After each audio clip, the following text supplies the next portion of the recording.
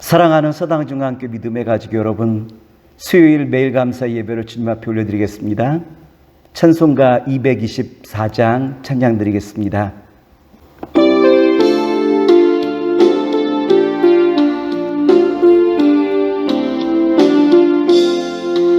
정한 물로 우리 죄를 모두 씻어 주시사 주의 자녀 삼으시고 은혜 내려 주소서.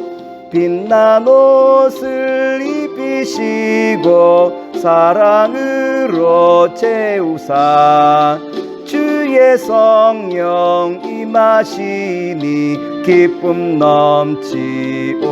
넘치옵니다. 오늘의 성경 말씀 마태복음 24장 23절과 24절 말씀입니다. 그때 사람이 너희에게 말하되 보라 그리스도가 여기 있다 혹은 저기 있다 하여도 믿지 말라. 거짓 그리스도들과 거짓 선자들이 일어나 큰 표적과 기사를 보여 할 수만 있으면 택하신 자들도 미혹하리라. 마태복음 24장 23절로 28절까지 말씀을 가지고 미혹하는 거짓 선자라라고 하는 말씀의 제목으로 오늘 말씀을 함께 나누고자 합니다. 마라톤 선수가 아무리 경기를 잘해서 1등으로 들어왔다 할지라도 경로가 아닌 다른 경로로 왔다고 한다면 실격 처리가 될 거예요. 그러므로 말세가 찾아오면 우리 믿음의 성도들은 더욱더 우리의 모든 삶을 조심해야 될 때 아니겠습니까? 마태복음 24장의 말씀 보면 어려울 때일수록 우리가 어떻게 살아가는지 우리의 삶의 모습에 대해서 다시 한번 설명해 주시고 있는 것이 마태복음 24장의 말씀 아니겠습니까? 마태복음 24장 23절과 24절 말씀입니다. 그때 사람이 너희에게 말하되 보라 그리스도가 여기 있다 혹은 저기 있다 하여도 믿지 말라. 거짓 그리스도들과 거짓 선자들이 일어나 큰 표적과 기사를 보여 할 수만 있으면 택하신 자들도 미혹하리라. 예수님께서는 우리에게 뭐라고 권면해 주시고 있죠? 말세 때 사람들이 그리스도가 여기 있다 저기 있다 하여도 그를 만나지 말라라고 우리에게 단호하게 말씀해 주시고 있죠. 왜냐하면 그것은 거짓 그리스도 혹은 거짓 선자의 악한 영임을 우리에게 다시 한번 권면해 주시고 있어요. 거짓 선자란 어떠한 사람일까요? 먼저 자기를 쫓게 하죠. 하나님의 자녀와 하나님의 백성으로 나아가게끔 인도하는 것이 아니라 자기를 따르는 사람으로 만든다라고 하는 거예요. 둘째, 거짓 선자들은 거짓말을 밥 먹듯이 하죠.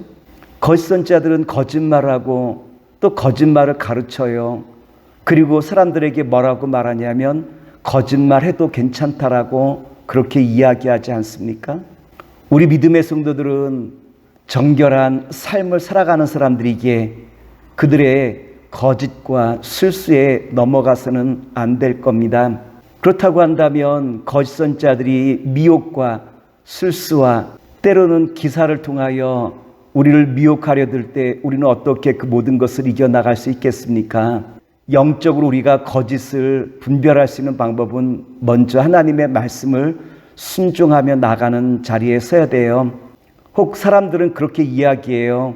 각 교회들마다 성경 해석도 제각각이고 또한 이단들도 성경을 가르치고 있는데 우리가 어떻게 그것을 분별할 수 있겠습니까? 라고 질문하는 사람도 있어요. 그런데 성경은 모호한 책이 아니에요. 우리에게 명확하게 말씀해 주고 있는 것이 성경 말씀 아니겠습니까? 물론 때로는 해석이 어려운 점도 있지만 그러나 성경에서 말씀하시는 그 말씀만 우리가 믿고 확신한다 할지라도 웬만한 미혹들은 다 이겨나갈 수 있어요. 예를 들어 설명한다면 성경에 예수님께서 말씀하시기를 주님이 언제 이 땅에 다시 강림하실지 그때와 그 시는 아버지 하나님 밖에는 아무도 모른다라고 우리에게 분명하게 말씀해 주고 있죠. 그런데 많은 거짓 선자들은 그 때에 대해서 이야기하고 또한 그것을 따르는 사람들도 많이 있잖아요. 이것은 성경이 모호해서 이런 것이 아니라 사람들은 자기가 믿고 자기가 생각하는 것을 따르는 경향이 있다라고 하는 것을 우리에게 잘 나타내 보이시고 있어요. 그러므로 우리는 자기가 믿는 방식대로 말씀을 받아들이는 것이 아니라 주님의 말씀 앞에 내가 아멘 순종하며 나아갈 때 이 모든 영적인 분별을 할 수 있게 되어지고 사단의 모든 미혹들을 이겨나갈 수 있다라고 우리에게 말씀해 주고 있죠. 둘째, 신앙은 예수님을 닮아가는 것이 온전한 신앙이라고 말씀을 드릴 수 있을 거예요. 신앙은 자기의 유익을 취하는 것이 아니죠. 예수님을 통해서 자기의 유익을 취하려고 한다면 그와 같은 사람은 반드시 넘어질 수밖에 없을 거예요. 하지만 주님께서 주신 그 말씀을 따라 주님을 닮아가고자 늘 주님을 바라보는 사람들에게는 어떠한 시련이 온다 할지라도 그 모든 시련 가운데 미혹을 당하지 아니하고 이겨나갈 수 있는 능력이 나타나는 것 아니겠습니까? 성경에 보면 할 수만 있다면 택하신 자도 미혹할 수 있다라고 마귀의 그 미혹이 얼마나 집요한지를 예수님께서 우리에게 분명하게 가르쳐 주시고 있죠. 마귀라고 한 녀석은 미혹의 천재예요. 어떻게 하든지 끊임없이 믿는 성도들을 미혹하여 타락하게끔 만들고자 하는 것이 사단의 미혹이라고 말씀을 드릴 수 있겠죠. 그렇다면 우리가 어떻게 마귀의 그 미혹을 이겨나갈 수 있을까요? 예수님께서 40일 동안 광야에서 굶주리시고 난 다음 마귀에게 3가지 시험을 받게 되어지죠.